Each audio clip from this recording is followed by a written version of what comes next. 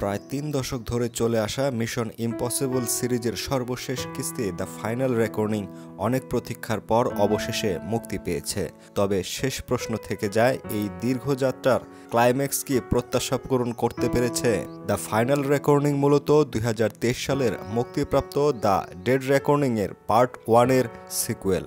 Ethan হান্টের নেতৃত্বে দলটি এই পর্বে খুঁজছে ডুবে যাওয়া রুশ সাবমেরিন এবং তার ভেতরে থাকা ভয়ঙ্কর এআই প্রোগ্রাম দ্য এনটিটির source code.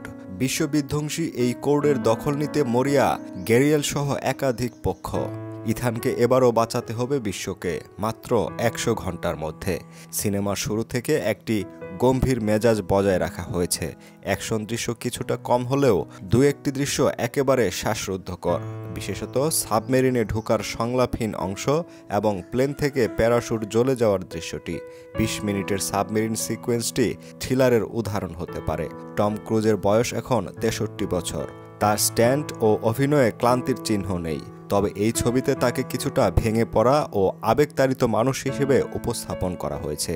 Benji, Luther, grace এবং নতুন সদস্য পারিস এই চরিত্রে অভিনয় করেছেন যথাক্রমে Simon peg, ভিং Ramos, Hayley Attwell ও পম ক্লেমনোতিফ।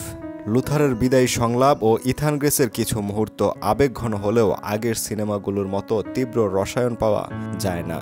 বেনজি ইথানের কমেডিক বোঝাপড়া এবং একাধিক আইকনিক মুহূর্তের অনুপস্থিত কিছুটা হতাশ করে। $৪০০ মিলিয়ন বাজেটের এই সিনেমা এআই এর গুরুত্ব ও প্রাসঙ্গিকতা যথাযথভাবে তুলে ধরতেও ব্যর্থ হয়েছে। গ্রেভিলকে একজন শক্তিশালী ভিলেন হিসেবে উপস্থাপন করার প্রচেষ্টা থাকলেও তিনি ততটা গভীরতা পাননি। অনেক সময় অতিরিক্ত সংলাপে গতি হারিয়েছে সিনেমাটি।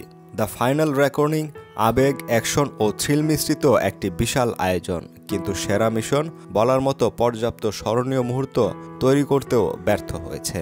নামের মতোই এটি শেষ পর্ব কিনা সে প্রশ্ন থেকে গেলেও টম ক্রুজের প্রতি দর্শকদের শ্রদ্ধা অটুট থাকবে। আর তিনি নিজেই বলেছেন, শেষ বলে কিছুই নেই।